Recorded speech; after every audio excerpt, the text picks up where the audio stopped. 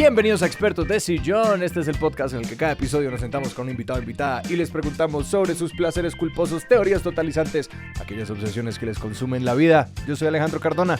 Y yo soy Sebastián Rojas y hoy estamos aquí con Jonathan Romero. Jonathan, bienvenido a Expertos de Sillón. Muchísimas gracias. Lo he escuchado siempre del otro lado y es bueno, finalmente, ponerle cara a Alejandro y ya te conocía, Sebastián. Pues no, gracias por aceptar la invitación y gracias por venir. Jonathan, para todas las personas que nos escuchan, es estudiante de doctorado en el programa de español y portugués en la Universidad de Princeton. Es escritor, poeta, cineasta, documentalista, muchas cosas. De hecho, me dijo que dijera que es chamullero profesional. Creo que es lo más acertado. Que me imagino que los ecuatorianos que escuchan este podcast entenderán qué es ser chamullero. No, en realidad es una palabra más de Chile y Argentina. Vea pues, y hoy vamos a hablar de los sueños. Exactamente. Y tu obsesión con los sueños no es precisamente una obsesión por dormir bien o por superar algún trastorno de sueño. Claro, no es el interés por el sueño tipo de que Miss Universo tendría o el sueño de Martin Luther King, sino los sueños precisamente de noche cuando estás dormido.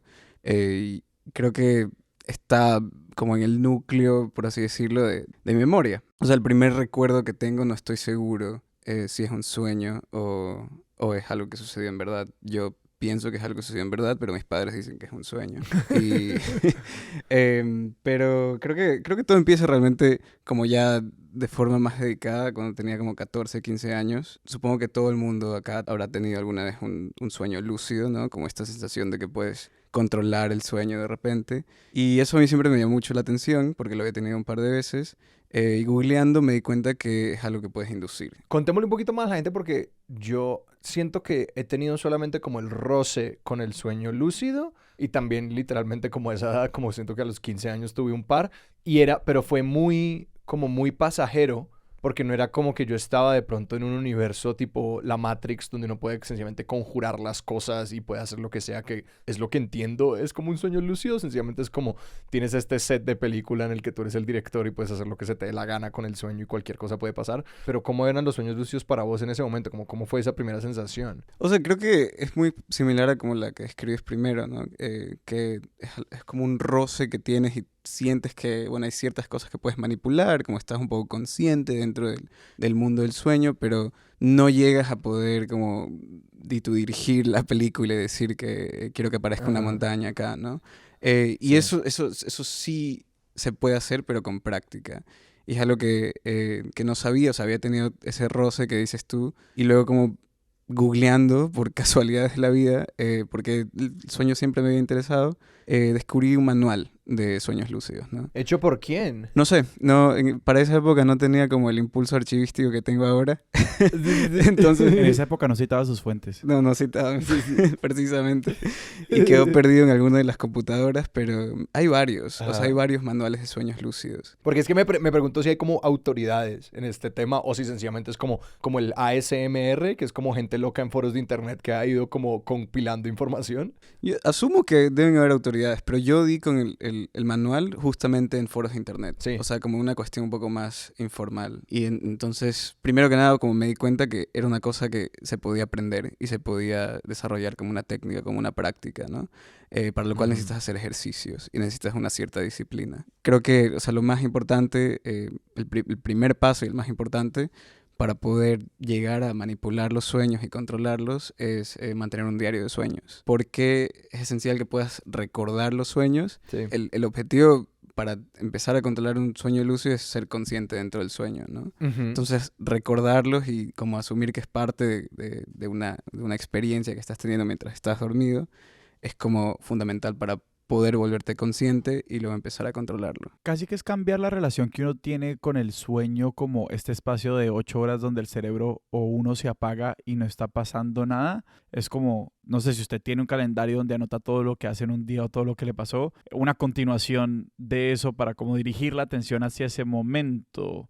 Porque yo sí he escuchado muchas veces este tema que como que uno se acuerda de muy pocos sueños, pero que uno sueña todo el tiempo. ¿Cómo fue aumentar tu conciencia de los sueños realmente? O sea, ¿cuándo empezaste realmente a recordar más sueños de lo que una persona normal recuerda? Sí, porque vos en general, antes de ponerte la misión, ¿vos recordabas tus sueños? ¿En general o recordabas algunos de ellos? Creo que no los recordaba más de lo que recuerda como el humano promedio, ¿no? Pero Ajá.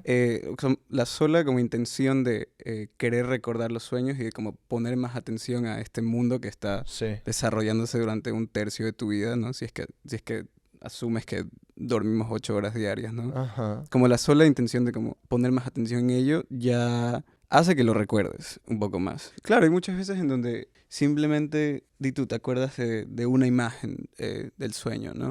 Ujú. Pero no le prestas mucha importancia y luego se te escapa, ¿no? O sea, pero si tú como te acuerdas de esa imagen y empiezas a pensar en esa imagen, o sea, como te garantizo que te vas a acordar de la imagen que vino antes, la imagen que vino después, y eso ya es como un comienzo, ¿no? Quizás tu primera anotación del diario de sueños siempre va a ser como algo bastante precario, como en términos narratológicos, pero a medida que lo vas haciendo es como una práctica, es como, no sé, como hacer natación, como hacer deporte, ¿no? Como aprender una habilidad nueva. Y con el tiempo, realmente, manteniendo un diario de sueños, los detalles se vuelven como contarte de estar en la realidad, ¿no? Como contarte del cuarto en donde estamos ahorita y del sofá y de cómo está ubicada la taza encima de la mesa, ¿no?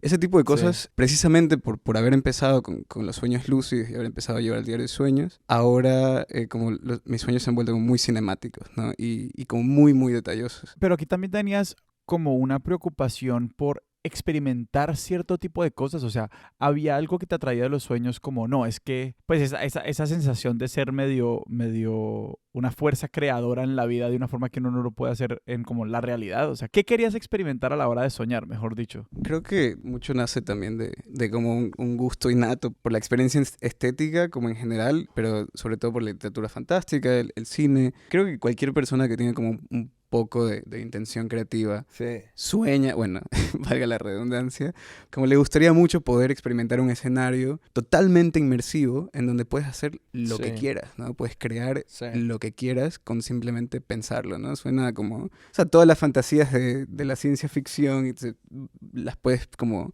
literal aprender a hacer diariamente durante la noche si aprendes a como manipular los sueños con sueños lúcidos, ¿no? Pero bueno, hay otras técnicas, ¿no? O sea, como el diario de sueños. Sí, nosotros tenemos que reconstruir el manual aquí. Sí. Por lo menos las cosas básicas. Igual. Sí. ¿Qué tan largo era este manual? El manual habrá tenido unas 40 o 50 páginas, me acuerdo. ¡Wow! Me acuerdo solamente de como escogí como 3 técnicas. La primera fue, por supuesto, el diario de sueños, que es como no puedes tener sueños lúcidos o aprender a manipularlos como adrede si no tienes el diario. Luego tienes que como durante la vigilia, durante el día, tienes que tener como una manía. El ejemplo que yo siempre doy es como tomas tu dedo índice y lo vas apretando como...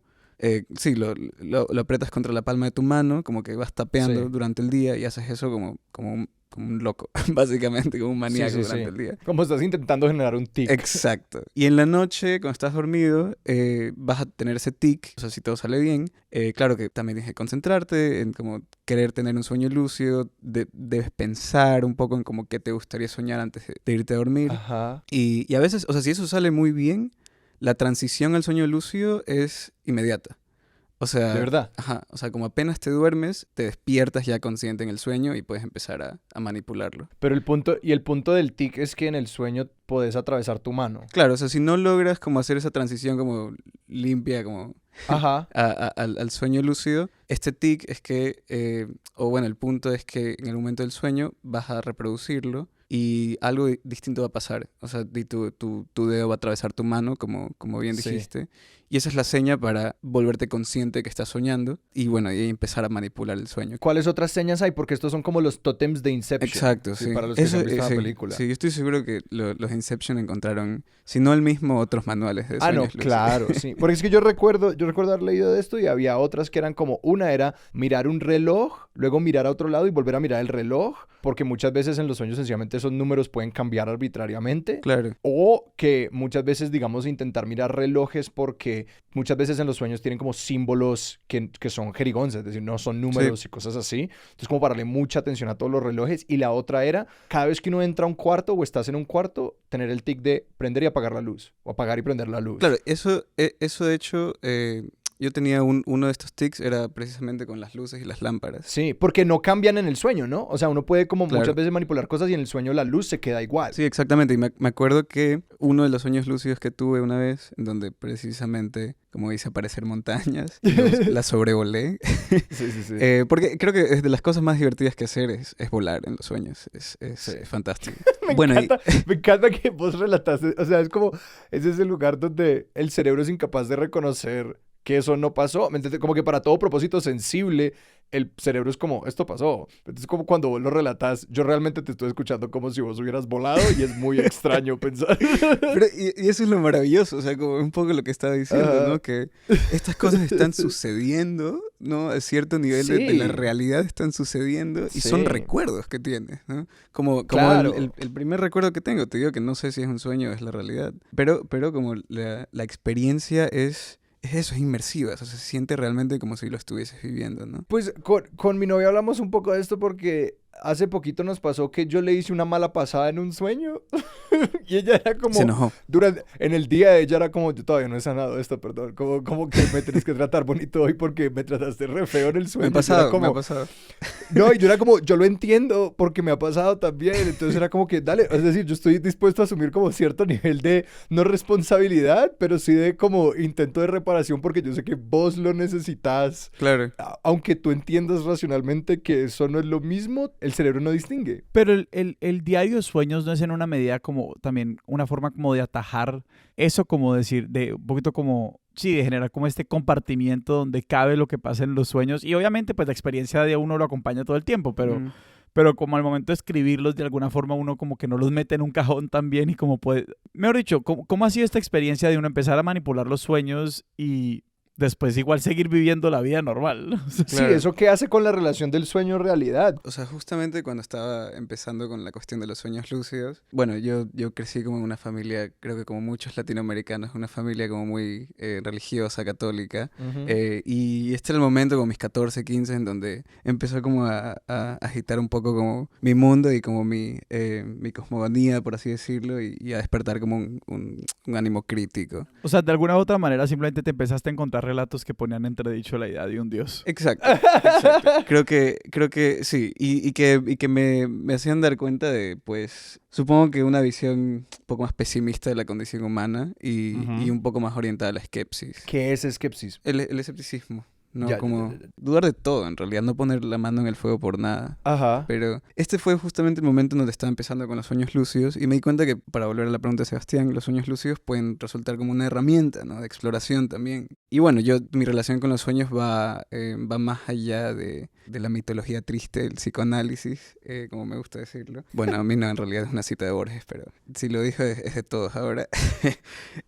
Y bueno, entonces, claro, más allá de como, bueno, los sueños son deseos y como miedos y lo que sea, ¿no? Creo que me gusta más como la visión un poco pre-freudiana de los sueños, que tiene que ver como con profecías, como con verdades que se te revelan y Sí, cuestiones como así. mágica. Como mágica, así un poco algo que se conecta, sí, verdaderamente con, creo que o sea, por ponerlo, los antropólogos me van a asesinar, pero como con una función religiosa del ser humano que es inherente al ser humano, ¿no? Y Sí. me voy a ir un poco por las ramas, pero voy a regresar, lo prometo. Eso creo que es fundamental para pensar los sueños, porque los sueños se desarrollan a la par con la cultura humana. O sea, el sueño es prelingüístico ¿Sí? y es simbólico. ¿Prelingüístico tipo prelingüístico históricamente o prelingüístico a nivel de antes de que tengamos capacidad de lenguaje tenemos Claro, antes de tener como en el capacidad... desarrollo? Sí, antes de tener capacidad de lenguaje tenemos capacidad de soñar. Y eso, o sea, como creo que la mayor evidencia es que pues los animales también sueñan. Claro, O uno sea, sabe que los perros también sueñan, ¿no? sí, no hay nada más tierno que ver a mi perrita soñando. Claro. Y pues obviamente uno un poco lo imagina, pero sí uno nota cuando está como pasando un mal rato dentro del sueño. Es como, ok, algo está disparándose en tu cerebro que te está produciendo reacciones emocionales y esto probablemente va atado a tu experiencia sensible. Claro, totalmente. Y bueno, o sea, la idea realmente no es mía, es de Roger Bartra, que él dice eso, ¿no? Que los sueños van a la par del nacimiento de la cultura y son básicamente narrativas precarias, ¿no? Son como, antes de que aprendamos a poner en palabras la experiencia, nuestro cerebro las está poniendo en imágenes que tienen una carga simbólica. Que es una visión totalmente contraria a la del psicoanálisis. Yo del psicoanálisis tengo entendido que... no he leído el libro de los sueños de Freud. Y claro, y con esto no te estoy como pidiendo que nos des como la definición canónica de psicoanálisis, sino Claro. que también el psicoanálisis es algo que está como ahí afuera y todos tenemos como unas ideas de que esto es más o menos esto. Claro. O sea, yo de las cosas que he hablado con psicoanalistas y como más allá de haber como leído, porque en el tema de los sueños también como soy precisamente un experto de sillón y no un experto académico, como tengo entendido que sí, los sueños son manifestaciones de tus miedos y de tus deseos. Sí. Y bueno, también a veces surge la cuestión de lo reprimido como emerge entre los sueños. Seguro que van a haber como definiciones como más profundas. Expertosdeseñor@gmail.com, no te preocupes. Creo que la cuestión del símbolo opera también en el psicoanálisis. O sea, creo que es inevitable y es como lo fundamental del sueño, que tiene una lógica simbólica. Sí. Y es lo mismo como en el sueño prefreudiano, donde los sueños son profecías o revelaciones. Ajá. Siempre hay una carga simbólica. Y creo que, ahorita que me acabo de acordar, creo que los antiguos concebían el sueño como un país. Era como, los sueños eran como un país. Y hay como un texto, que no me acuerdo de quién es, pero el sueño aparece como en dos puertas. Una es la puerta del cuerno, y la otra es la puerta de marfil. La puerta del cuerno es la puerta de los sueños que son la verdad, porque la palabra en griego para cuerno es la misma palabra para verdad. Y los sueños de la puerta de marfil no son los sueños como que no son verdaderos, sino más bien los sueños proféticos. Ajá. Entonces como de ahí un poco también, o sea, ya en los antiguos tenemos como esta noción del sueño profético y o sea, como... Sí, bueno, de lo revelatorio a través de una lógica simbólica. Ajá. Ok, y sí, y esto es como un poco la premisa, supongo, para... Sí, antes de saber esto, incluso como yo ya concebía de los sueños como algo más allá de cualquier cosa que podamos entender racionalmente, algo que está más alineado con lo trascendental, con lo espiritual, con lo religioso. Incluso si estaba como dudando del orden religioso y espiritual en ese momento. Y bueno, en ese sentido, o sea, para llegar a finalmente dije que iba a regresar, utilicé el sueño lúcido durante esta época de esquepsis para confrontar a Jesús con mis dudas. Okay. Literalmente, en un sueño lúcido decidí como tener una conversación con Jesús. A ver qué sucede. O sea, vos dijiste, yo tengo preguntas sobre el catolicismo. Se las tengo que hacer al tipo. Sí. Vamos a la fuente. Sí, tienes que ir donde el dueño del circo para hablar, ¿no? Como... Tenés quejas sobre los animales andando del dueño del circo. Exacto. Entonces, dicho y hecho, pues, como hice mis técnicas, lo que sea. Pero yo ahí tengo una pregunta, o sea, y volvemos un poquito como a lo mismo de como uno como sabe que uno está en un sueño lúcido y qué pasa y que es diferente estar en un sueño lúcido que como estar, no sé, aquí vos y yo no estamos en un sueño lúcido, o sea, nosotros tres no estamos en un sueño lúcido. Ustedes, ¿no? Cuando uno se da cuenta que uno está en un sueño lúcido, uno simplemente dice, quiero que venga Jesús y Jesús aparece. Sí, es básicamente así de sencillo. O sea, literal, tú dices como quiero, bueno, según qué tan bueno seas manipulando el sueño, Sí. porque toma tiempo y disciplina y técnica y lo que sea. ¿Y vos aquí en qué nivel de maestría estabas? O sea, ¿cuánto tiempo Yo llevabas soñando? Habré lúcido? tenido unos 10 buenos sueños lúcidos en donde como podía literal nacer montañas a mi alrededor. ¿Y eso en qué, o sea, en qué margen de tiempo estamos hablando? Como tipo, vos empezaste a hacer estas técnicas de la mano y el diario de sueños y en cuánto tiempo después Un estabas año. hablando con Jesús. Un año. Ya, sí. No, pero tengo que terminar la historia de Jesús. Sí. Porque no conversamos, no me lo permitió. ¿No te respondió? No me respondió. No te dio audiencia. Fue trágico. Esa es la cosa, los sueños lúcidos pueden salir mal. Ese es el gran problema, ¿no? No, pues que Como- igual siento que hay un ingrediente muy grande del subconsciente o de sencillamente, porque en esos cortos encuentros míos con los sueños lúcidos era un poco como que yo era muy novato, yo no lo hice bien, entonces yo intentaba como manipular cosas y a veces se daban, pero a veces yo sentía como estoy perdiendo el control y Ujú, ya, y boom, ujú. se perdía. Sí, y eso puede salir muy mal y puede ser una pesadilla, se convierte en una pesadilla. Pero espérate, ¿qué te dijo? O sea, ¿qué pasó? ¿Qué pasó? Pasó, ¿Qué hizo todo fue- Jesús? Todo fue mal. ¿Cómo es él cómo es? A ver, entonces, hago mi técnica, como estoy consciente en el sueño, que también es como una operación delicada porque tienes que estar lo suficientemente consciente para manipular las cosas, pero no tanto como para despertarte, ¿no? Ajá. Entonces, estaba como en un patio, como en una parte de Guayaquil, yo soy de Guayaquil, que iba a jugar ahí de pequeño, me acuerdo. Entonces digo, bueno, Jesús, por favor, aparece. No le pedí por favor, solo le ordené que aparezca. Wow, súper Y surge el arrogante. suelo. O sea, ya todo muy mal. O sea, siento Sí, que no, así ya. no es como uno invoca a Empezamos Jesús. mal. Sí. Sí, no, empezamos, creo que ese fue el error, debería haber sido un poco más amable con él, porque apareció y surgió de la tierra y el momento en que iba a pronunciar la primera palabra, abre la boca para pronunciarla y la sigue abriendo y la sigue abriendo y la boca no deja de abrirse y se convierte en un hoyo negro que me traga y Jesús me fagocita, me comen. Pero eso me lleva precisamente a la pregunta de cómo, si nos ponemos de acuerdo en que esto también hace parte, claro, de la experiencia como sensible y de las experiencias que uno acumula, uno cómo lidia con una experiencia traumática que sucedió en un sueño, porque esa experiencia va a proyectar en la realidad, o sea, uno cómo vive el día siguiente después de que Jesús lo devoró. Em, en mi caso, mucho mejor. Como la vida, no, o sea, sí fue como un quiebre. Luego hablé sobre este sueño con una experta junguiana bueno, según ella, por lo menos, los junguianos creen que todo lo que está en el Que esos sueño... son, digamos, las personas que trabajan dentro de la tradición del psicólogo Carl Jung. Carl Jung, exactamente, sí. Y la básica de Carl Jung es Los ¿qué? sueños son hay arquetipos en los sueños que son como... o sea, que trascienden las culturas y trascienden Sí. las épocas, ¿no? Ok.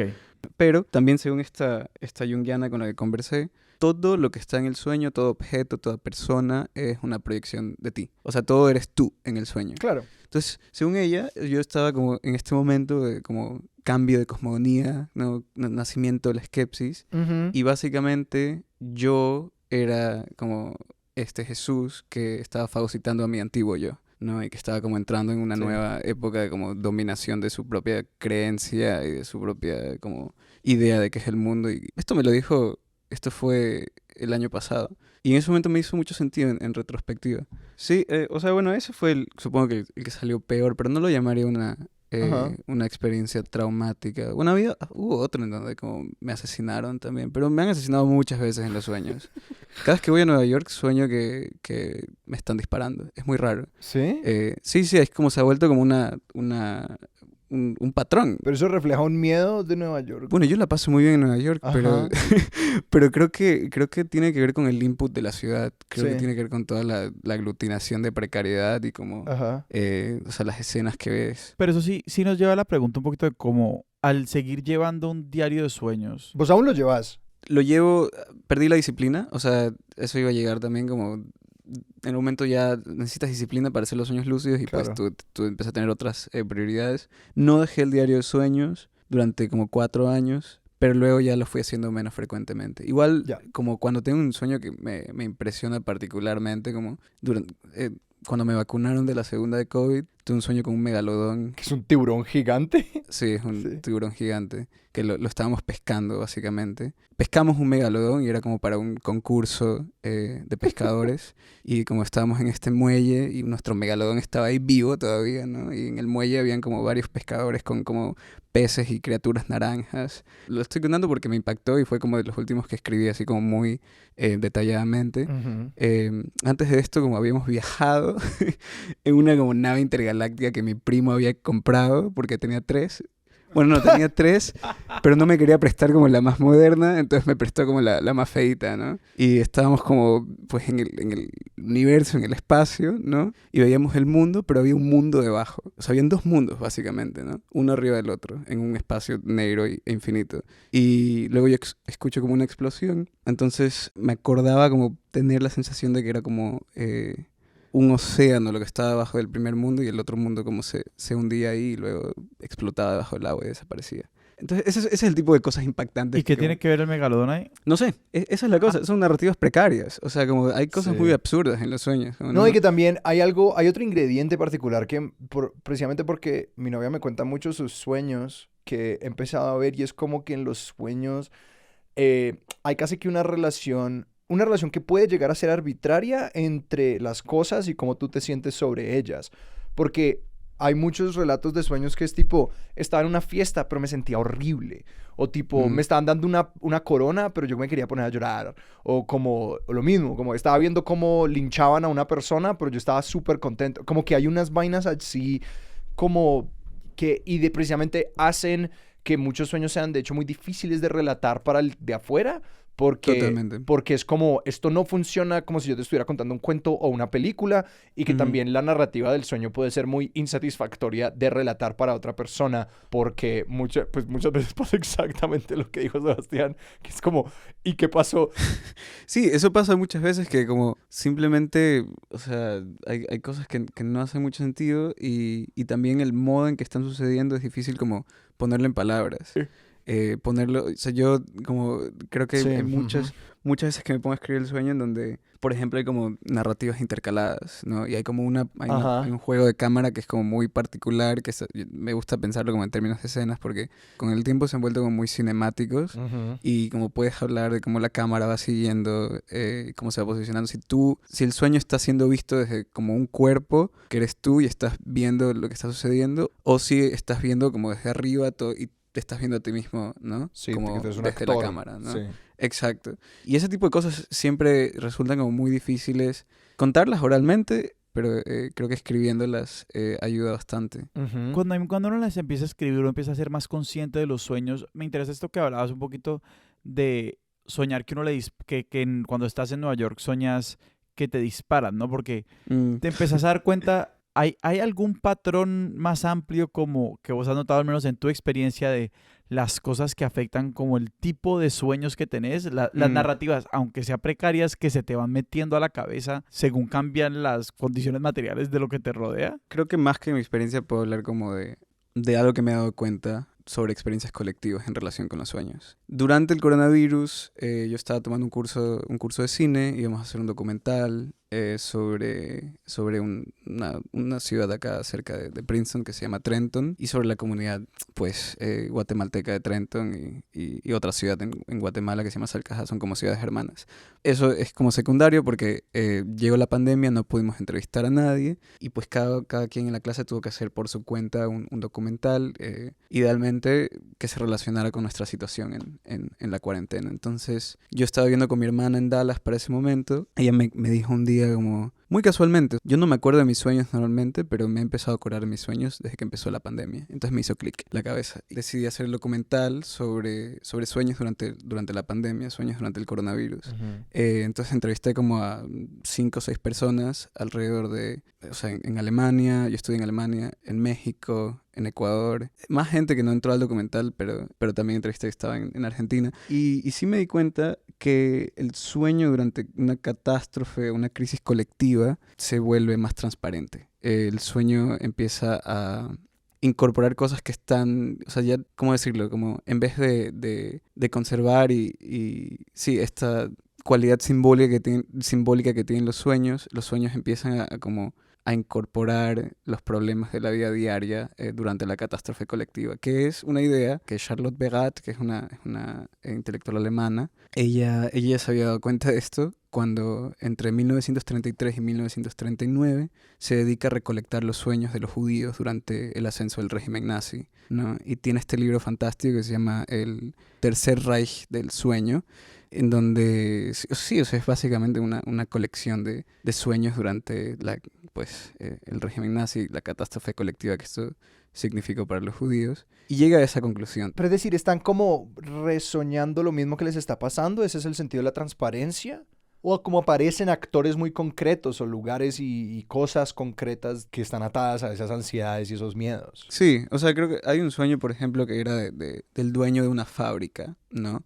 Y él soñaba como, pues, venía un oficial nazi y todos estaban parados en línea en la fábrica y él intentaba como moverse para hablarle al general y no podía moverse y estaba como, empezaba como a doblegarse y doblarse, ¿no? Ante el general, y no me acuerdo bien, pero creo que lo obligaban como a hacer el saludo. Y esto justamente estaba surgiendo tipo cuando estaba empezando a cerrar como fábricas como que le pertenecían a judíos y cosas así. Entonces, eso es un poco como el sentido de la transparencia, ¿no? Cosas que están sucediendo como en tiempo real, históricamente, durante como una crisis colectiva, se empiezan a verse manifestadas en los sueños. ¿Y cuáles eran los sueños de pandemia? Los sueños de pandemia. Mi favorito creo que es el de un primo mío en Guayaquil. No sé si como estuvieron al tanto de la situación en Guayaquil, pero... Sí, claro, que igual cuando empieza el coronavirus o cuando lo declaran pandemia, Guayaquil es una de las primeras ciudades que enfrenta como una gran crisis. Sí. Pues, o sea, miles de personas mueren, colapsa el sistema hospitalario, todas las morgues en general, o sea, todo estos cosas que no había dónde meter a la gente que moría. Sí, y hasta el sol de hoy creo que hay gente que todavía no han encontrado porque no se sabe qué hicieron con sus cuerpos. Sí, de hecho, o sea, como conocidos de mis padres, ¿no? Como, o sea, hay historias en donde se murió un familiar, ¿no? Y tú como se murió la mamá de alguien y ellos van a buscar van al hospital a buscar el cuerpo y básicamente lo que les dicen es, bueno, aquí tiene como una mascarilla, un traje, ahí están, bueno, esto fue creo que hace año y medio, no estoy seguro. Ahí están las fosas, vaya ahora funda por funda para encontrar a su mamá. Y sí, o sea, la situación fue como, la palabra o bueno, como mi primo lo describía en el documental, era que Guayaquil parece una zona de guerra. Así lo escribía. Uh-huh. Y sí, o sea, habían muertos en las calles también, porque pues se morían en la casa y no lo querían tener en la casa, no había cómo llevarlo a ningún otro sitio, entonces lo dejaban en la calle, envuelto en sábanas. Y bueno, para esta época ya había como toque de queda y todo eso, y mi primo trabajaba en una piladora de arroz, entonces él tenía salvoconducto por ser como estos, ¿cómo se llaman? Insumos esenciales. Entonces él podía como manejar por la ciudad y ver todo este panorama como medio apocalíptico que se estaba desarrollando, ¿no? Que no mucha gente lo hacía porque no podía salir. Y él como narra un poco como ver como filas de gentes en los cementerios, ¿no? Tratando de ir allá para entrar a sus muertos. Y en su sueño, él está en esta piladora y él ve como el sol, ¿no? Como el sol está bajando y el sol se ve como 15, 20 veces más grande de lo que se ve normalmente. Y el sol se está aproximando y se está aproximando. Y luego hay gente que está como enfrente de él, está como caminando enfrente de él, que solo se empiezan a prender en llamas. Y empiezan como a morir enfrente de él, básicamente. Y lo curioso es que él se refiere a esto como la apocalipsis, después de haberse referido como a Guayaquil como zona de guerra, una zona apocalíptica. Y lo curioso es que él lo sueña en el día de Pascua. Que Pascua es como ¿no?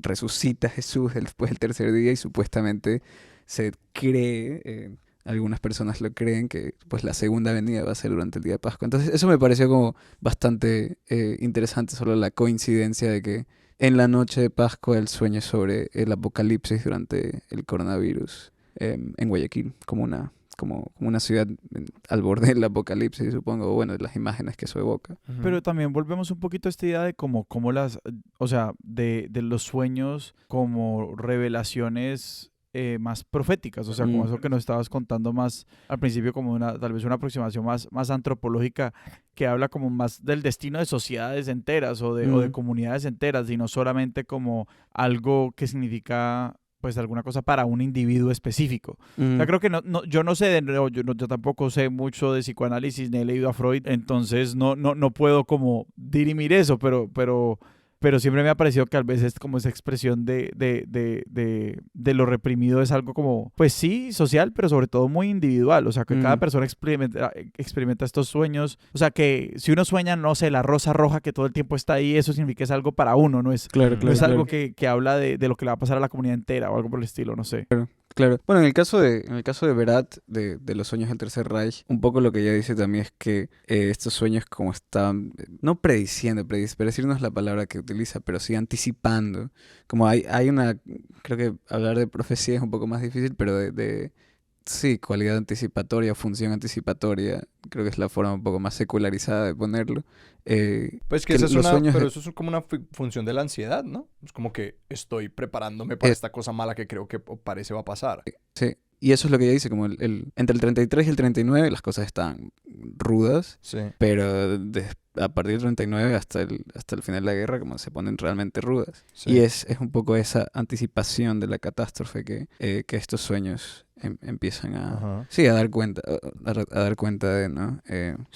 Por otro lado, me estabas preguntando también de los sueños traumáticos, que creo que lo dejamos un poco de lado. Hay otra cosa que es bastante interesante, que son los sueños, las parálisis de sueño. No sé si ustedes han tenido parálisis de sueño alguna vez. Claro, precisamente por eso te quería preguntar, porque eso es como otra idea de los sueños que salen mal. Sí. ¿Vos has tenido parálisis de sueño, Sebastián? No. Yo tampoco. Pero he escuchado esta experiencia como aterradora. Sí. También la gente que como tiene un duende, la gente que tiene una parálisis de sueño y ve a alguien durante eso parece ser como algo más o menos común. Sí, eso, el duende es clave en realidad. El duende es súper clave. Ok. O sea, porque yo no he tenido muchas parálisis. La penúltima vez que estuve en Ecuador tuve una parálisis que si no hubiese sido tan aterradora hubiese sido divertida. Porque básicamente estaba con los ojos abiertos, medio despierto, pero no me podía mover. Y la ventana del cuarto se empezó a desfigurar, ¿no? Y como a estirar.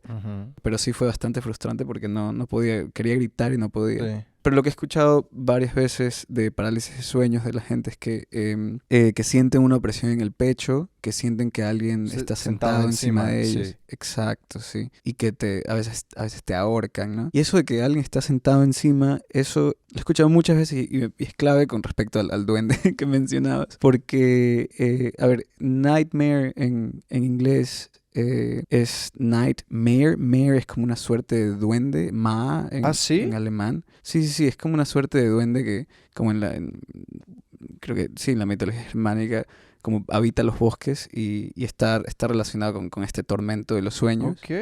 Y en alemán es Nichtma y es lo mismo. O sea, el duende de la noche, pues. Sí, algo así como el duende de la noche. Que es interesante porque otra palabra para la pesadilla en alemán es Albtraum. Alp viene como, o sea, se relaciona también con la palabra Elf, que es como elfo, ¿no? Elf que el duende. En inglés. Ajá, que es como un duende, básicamente. Y hay algunas representaciones, 3, que no me pregunten quién las hizo, pero sé que son finales del 18 y principios del 19, hay como 3 pinturas en donde se retrata la pesadilla, se retrata el nightmare como una mujer que está acostada, ¿no? Y está como un poco contracturada y hay como esta especie de demonio, duende, que está sentada encima de su pecho, precisamente, ¿no? Ajá. Por eso, no sé, siempre que la gente menciona como esta opresión en el pecho, tengo que pensar que, o sea, es como una constante histórica, ya, como la parálisis de sueño. No, pues, porque eso tiene una base biológica como bastante concreta, y es el hecho de que durante el sueño profundo el cerebro desconecta como desde un cierto punto del cuello, básicamente. Yo no me sé bien como la biología de esto, pero es la razón por la que tus ojos se continúan moviendo durante el sueño profundo, pero que el resto de tu cuerpo no se mueve porque te harías daño. El cerebro paraliza el cuerpo para que vos no estés actuando los impulsos motores de tu sueño. Por eso podemos hablar durante sueños, por eso podemos mover los ojos, incluso hay gente que los abre y es súper creepy.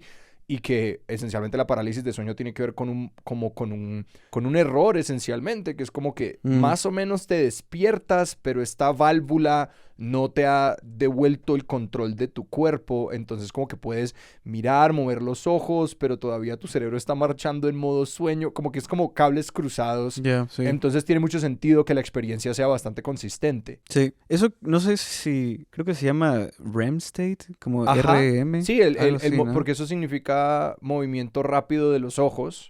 Son las ok. siglas Rapid Eye Movement, Rapid Eye Movement, que es sí, el sueño sí. caracterizado, pues la etapa de sueño caracterizada por que los ojos se mueven rápidamente y es como el sueño más profundo. Es curioso porque, o sea, creo que en el tiempo real el sueño, no sé, esto lo escuché en algún momento, ¿no? Que el tiempo, este REM state Ajá. ha de durar como máximo 3, 4, 5 minutos, ¿no? Sí, son segmentos muy cortos del sueño. Me parece que es que yo he leído harto de ciclos de sueño y me parece que son como 20 a 30 minutos por cada ciclo de 2 horas de sueño. Algo, sí. Ujú. Ah, bueno, son ciclos. Sí, pues es que yo he estudiado esto relativamente como porque mi interés iba por como dormir menos, Ok. porque yo, no sé, yo siempre he sido una persona que necesita 8 o 9 horas de sueño o no funciona bien, entonces yo tuve mucha curiosidad por cómo puedo manipular esto, porque hay personas que usan unos esquemas de sueño muy extremos en los que duermen 2 horas en total y es básicamente como patearte al sueño profundo de inmediato. Ah, ok. Pero sí, nosotros como durante la noche, me parece que pues en 8 horas alcanzamos a tener como 4 o 5 ciclos de sueño en los que... y yo de hecho rastreé eso por un buen tiempo con una aplicación del celular que sencillamente usaba el acelerómetro del celular para registrar tú cuánto te mueves en la cama. Y eso es un muy Ok. buen proxy de tus etapas de sueño y se veía en el monitor del acelerómetro del celular. Al comienzo me movía bastante y luego me quedaba muy quieto. Y ese es el momento de la Ok. parálisis. Ese es el momento del sueño profundo. Y mis ciclos de sueño eran muy consistentes. O sea, 1 hora a hora y media de sueño como ligero, sueño Ujú. liviano, y luego media hora de sueño profundo. Y luego volvía. Y como esos son los puntos en la noche en los que si te despiertas uno se despierta más o menos bien, pero si te despiertan durante el sueño profundo, ahí es donde uno se despierta y es como, esto se siente horrible, como que todo el cuerpo es como, no estoy listo para esto. Ah, wow. Depende de cómo te estás despertando y que el cuerpo empieza a acostumbrarse a los largos de tu sueño, porque empieza a estar saliendo del sueño profundo cuando te despiertas. Y eso es lo que en buena medida dicta si uno se despierta bien o se despierta mal, ¿no? Ah, mira. Si te despertas durante la etapa light, es como todo bien, tu cuerpo se puede salir de ahí breve. Básicamente yo puedo dormir 3 horas y si me despierto durante la etapa light me voy a despertar Sí. como si hubiese dormido 8. Y pues por eso es que, digamos, así es como funcionan también las siestas. Como que en las siestas, como hagamos un ciclo de esto rápido, despertémonos antes de entrar al sueño profundo. Que por eso la siesta de media hora, 1 hora puede alcanzar a funcionar bien, pero ese momento en el que uno se duerme como hora y media y se despierta y es como, ¿qué pasó? ¿Qué año es? Es porque como Claro. que alcanzaste a entrar en un sueño profundo y luego sonó el despertador y te sacó a patadas de eso. Es porque el Yo sueño... soy malísimo para dormir. Yo siestas. también, y la gente pues también se entrena y aprenden a hacerlo porque a lo que te estás sincronizando es como, pues tu cerebro genera distintos como modos de actividad y sí, si te salís en esas partes profundas, tu cerebro no está listo como para volver a lidiar con el mundo sensible aún. Yo lo único que sé sobre ese tema como de los ciclos de sueño y qué tanto dormimos es que obviamente este día del sueño continuo de 8 horas es algo que sí es como una intervención propia de la industrialización. Ajá. Era para coadyuvar a que la gente pues estuviera 8 horas después en una fábrica trabajando. Pero sí te quería preguntar, Jonathan, volviendo un poquito tal vez al tema de las culturas y su relación con los sueños, Mercho, me interesa saber cuáles son las variaciones que te interesan en ese sentido, porque te he escuchado hablar del tema del duende, sobre todo anclado como, no sé, con la lengua alemana.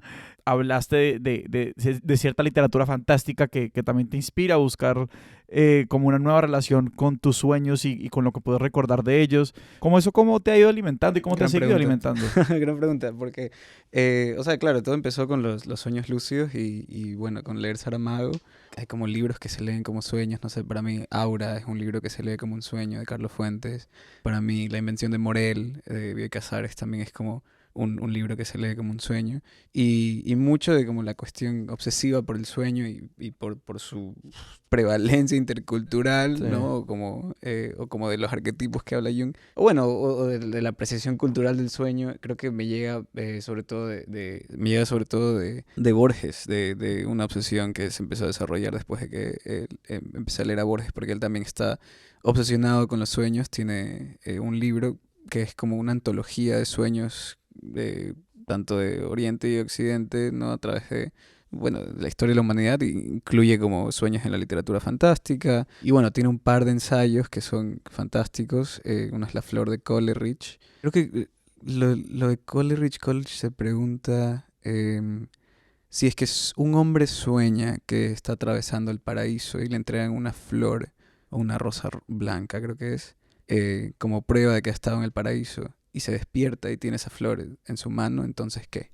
¿No? Y esa idea, esa idea es como, siempre me pareció muy interesante. El otro ensayo de Borges que siempre me pareció fascinante con respecto a los sueños es El sueño de Coleridge. El sueño de Coleridge. También se trata sobre Samuel Coleridge. Y lo que pasa es que, no sé si han leído alguna vez el poema de Kubla Khan de Coleridge. Bueno, Coleridge en algún momento tenía un dolor de muelas, ¿no? Y pues lo que utilizabas para dolores de muelas en aquella época era opio. Entonces, básicamente, fuma opio y se duerme. Y mientras está dormido, una voz le recita este poema sobre el palacio de Kubla Khan y la construcción del palacio. Y es una cosa como completamente surreal y fantástica.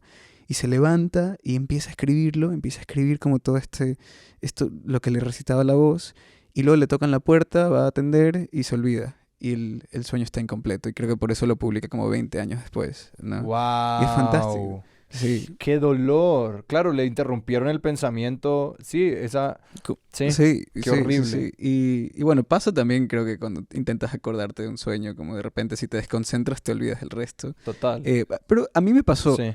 Me pasó, obviamente no con la calidad poética que tiene Coleridge, pero yo también escribo poesía o lo intento. Y sí me pasó una vez que el año pasado estaba viviendo en Berlín.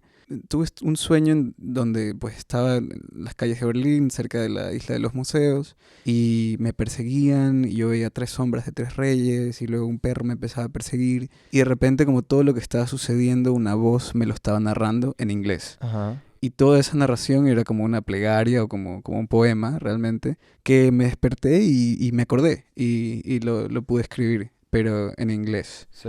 No sé, no tengo idea porque no se trataba como, o sea, la voz recitaba algo como de una estrella de mar y de un viaje hacia el sur de México y bueno, un poco de los perros persiguiéndome. Y sí, eso me pareció interesante porque tuve que pensar inmediatamente en el ensayo de Coleridge. Y también, o sea, quién sabe cuánto de esto está como autoinducido por estas obsesiones y como las cosas que he estado leyendo durante toda mi vida.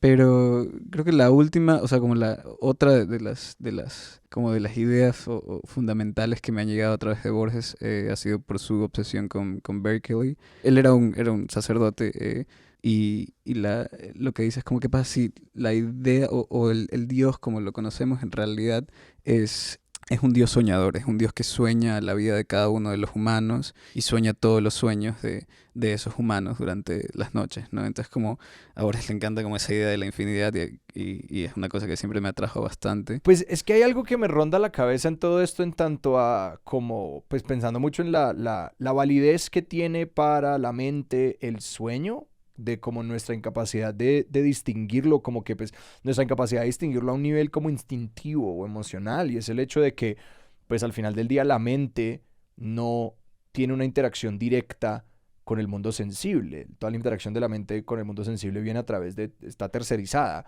a través de como los órganos sensoriales, y que al final del día eso es como un impulso eléctrico que el cerebro interpreta, y el sueño es lo mismo.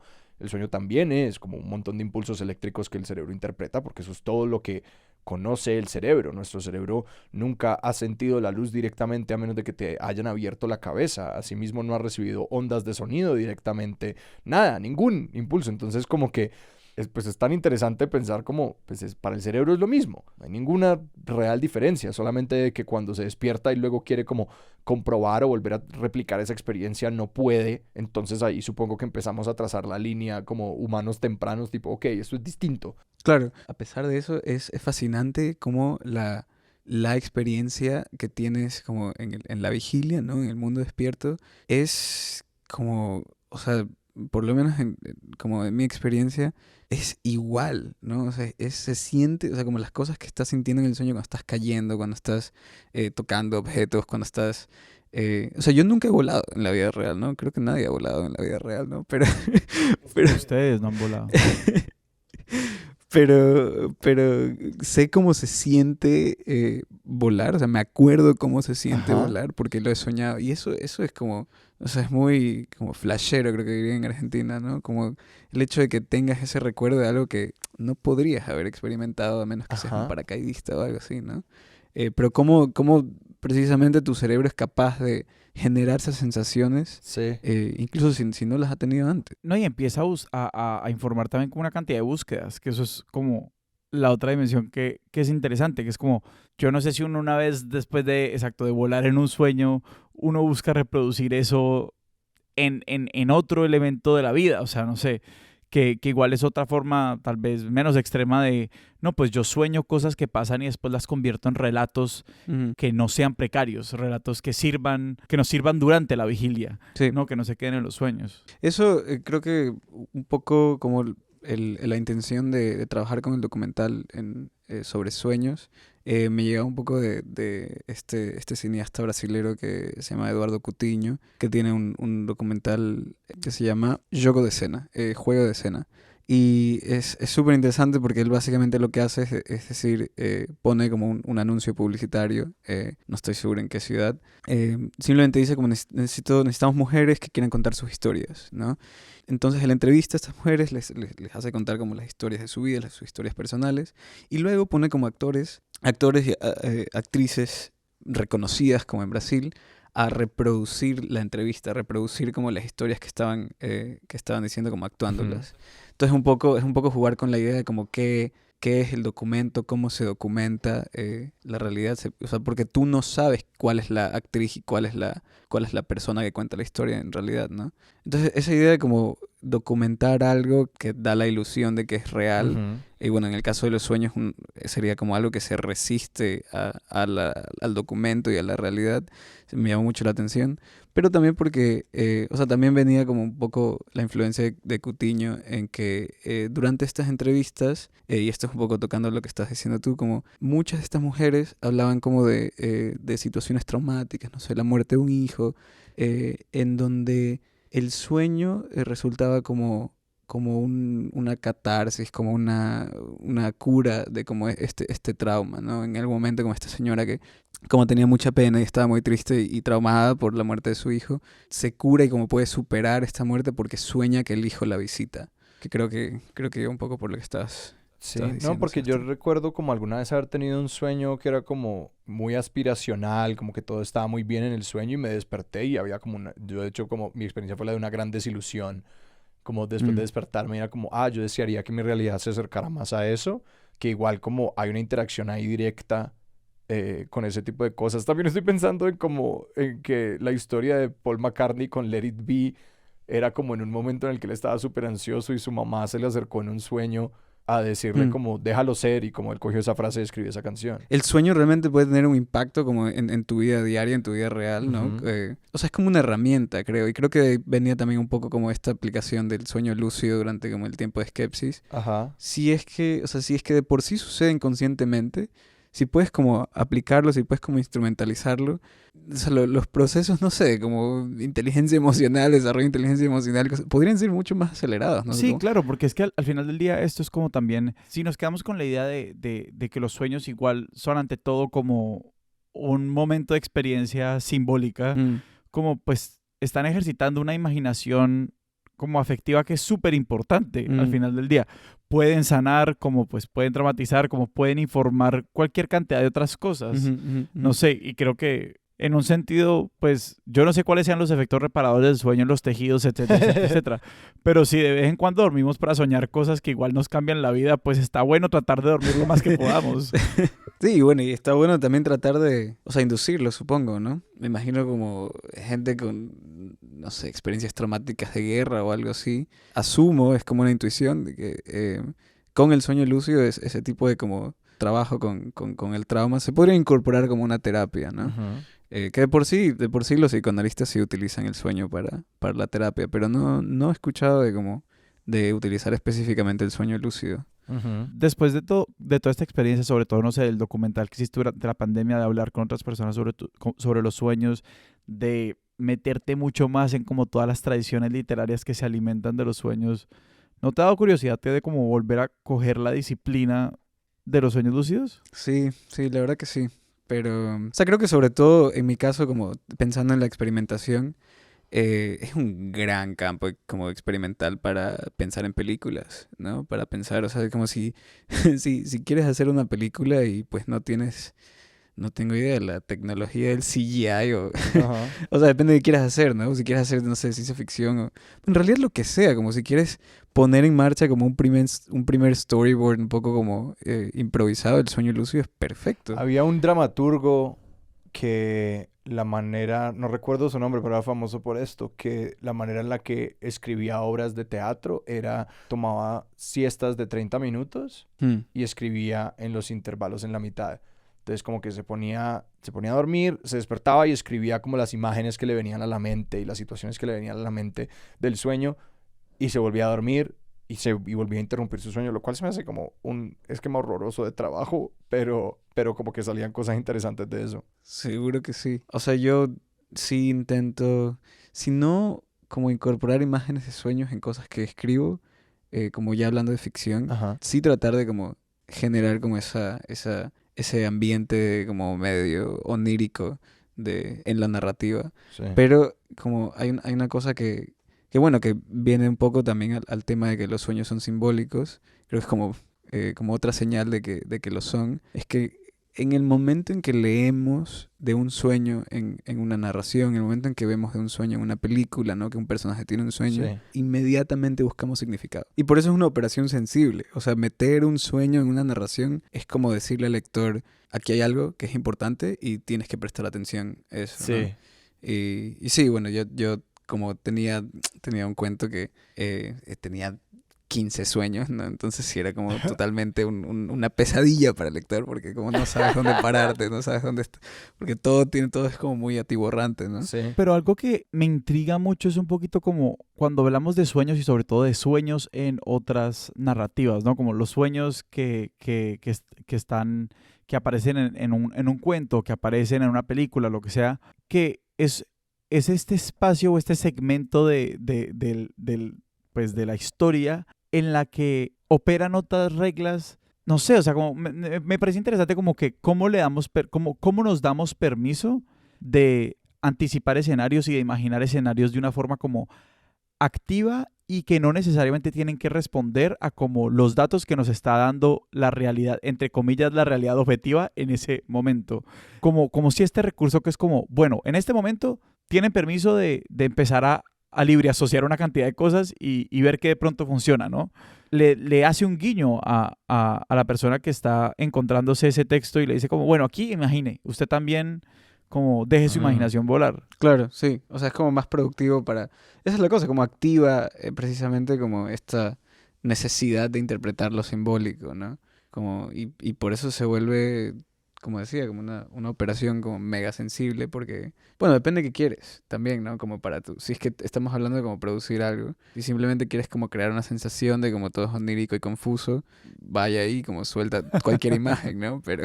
No, pero estoy pensando incluso como en, no sé, la idea el oráculo no es tal vez el mejor ejemplo, como en la tragedia y este tipo de cosas, pero, y yo no sé, obviamente, como hace miles de años, cuando la gente se encontraba ante una tragedia, si en ese momento era claro que esto era una convención que hacía X o Y, pero sí me parece como interesante como marcar un momento anticipatorio dentro del mismo relato, pues porque uno es como, ¿por qué van a meter el spoiler? Por decirlo así. Ya, Sí, porque como si esto tiene una función dentro de la trama, como, ¿por qué vamos a anunciar el final Claro. desde el principio?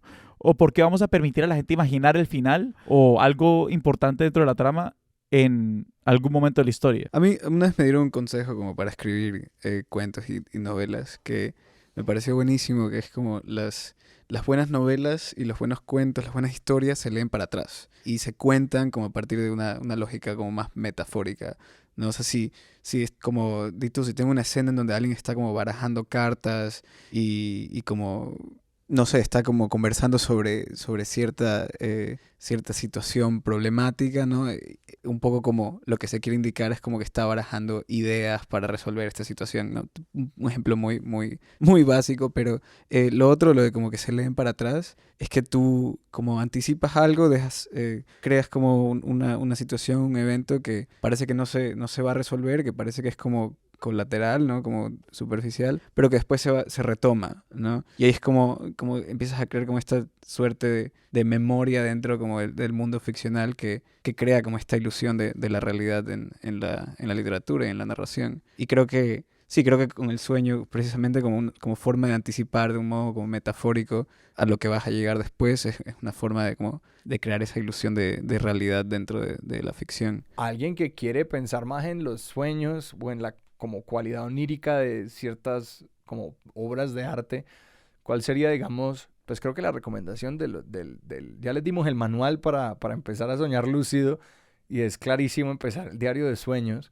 pero en tanto así, obras de literatura, películas y cosas así que os disfrutes en tanto a su dimensión de sueño, ¿qué le recomendamos? Bueno, Mulholland Drive de David Lynch, creo, que se lee como se ve como estos libros que venía mencionando antes, que para mí por lo menos tienen una sensación onírica. Ajá. Aura de Carlos Fuentes y la invención de Morel de Bioy Casares. Abre los ojos, si no me equivoco, no me acuerdo del director, pero también es un thriller psicológico onírico que me pareció fantástico el momento en que lo vi. El libro de los sueños de Borges, que es como una cuestión como más antológica de los sueños como en la historia y en la literatura. Hay un cuento que es fascinante, que también como fue bastante clave como en mi obsesión con los sueños, que se llama El mejor cuento del mundo, de hecho, de Rudyard Kipling. Es un cuento en donde un poeta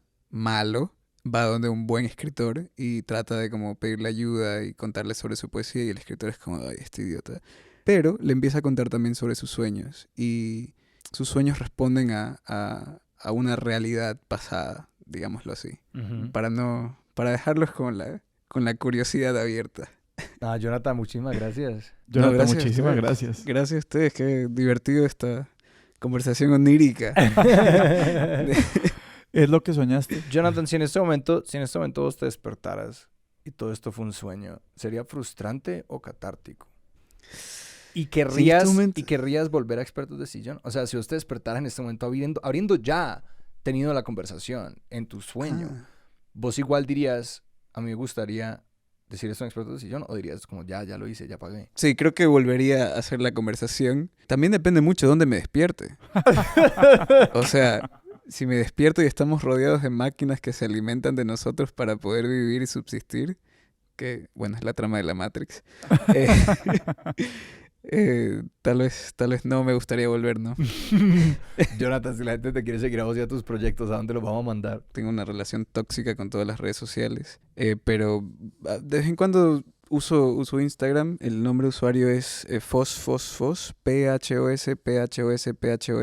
Muy de vez en cuando subo cosas. Sebas, ¿a nosotros nos pueden encontrar en redes? A nosotros nos encuentran en Twitter como @expertosillón, en Instagram como @expertosdesillón, y nos pueden escribir a nuestro correo expertosdesillón@gmail.com. También pueden apoyarnos a través de la plataforma Patreon, y eso es patreon.com/expertosdesillón.